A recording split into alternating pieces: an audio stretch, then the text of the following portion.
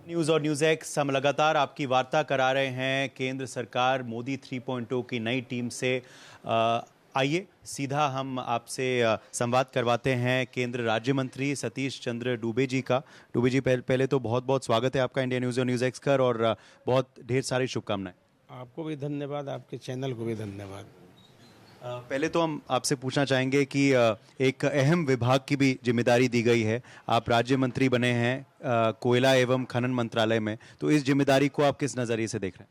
देखिए, भारतीय जनता पार्टी के कार्यकर्ता हैं हम, और भारतीय जनता पार्टी के कार्यकर्ता जब बूथ पे काम करने जाता है ना, उसी समय से उसकी जिम्मेवारी समझ में आ जाती है, और जिम्मेवारी समझने के बाद ही वो जिला में पदाधिकारी बनता है या जनप्रतिनिधि बनने का मौका मिलता है। तो जिम्मेवारी बहुत पहले से हम लोग समझ रहे हैं, और विभाग के बारे में अभी रीडिंग हम लोग कर रहे हैं। निश्चित रूप से बहुत सी जानकारियाँ प्राप्त करनी है, उसके बाद ही हम उसमें क्या अच्छा कर सकते हैं उसका प्रयास करेंगे।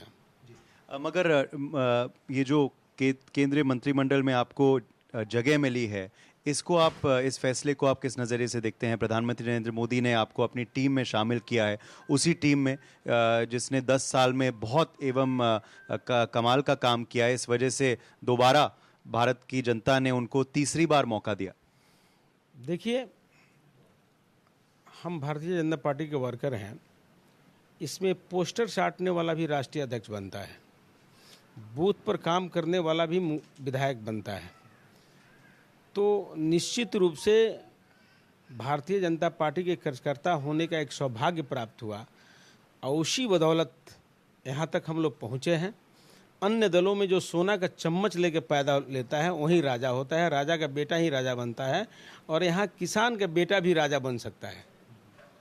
हम देख रहे हैं कि भारत की जो अर्थव्यवस्था भी है वो निकल पड़ी है तरक्की की राह पर, और प्रधानमंत्री ने भी अब लक्ष्य अपना ले लिया है कि तीसरे लार्जेस्ट इकोनॉमी हमें बनना है पूरे विश्व में।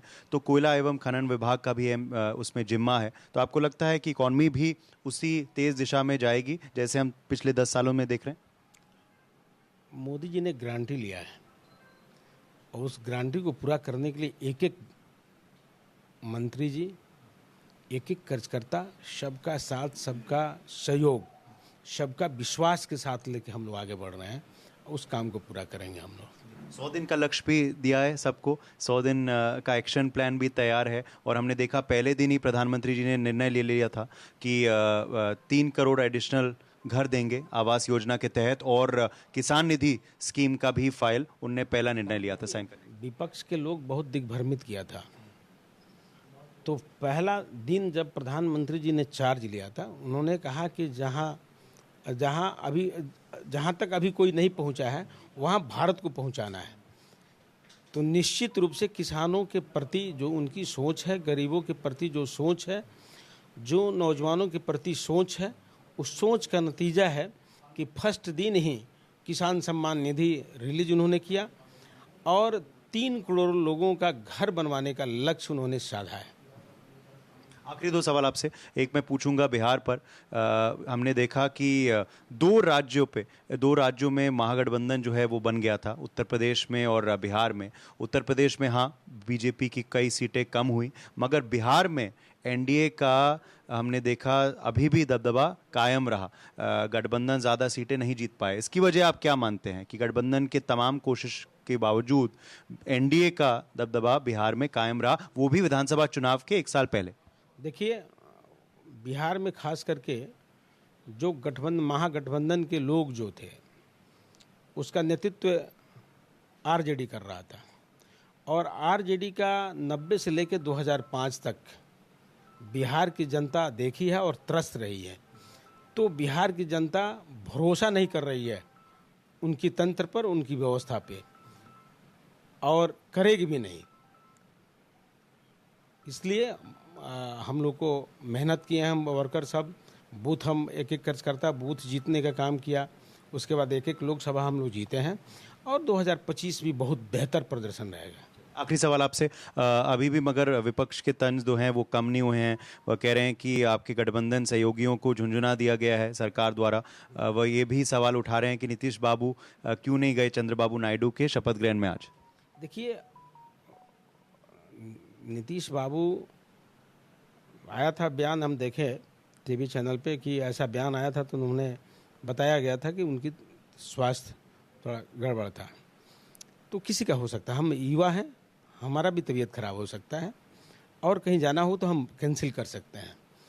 दूसरा बात, झुंझुना वाला बात कहे तो बिहार की जनता मौका दी थी आरजेडी को।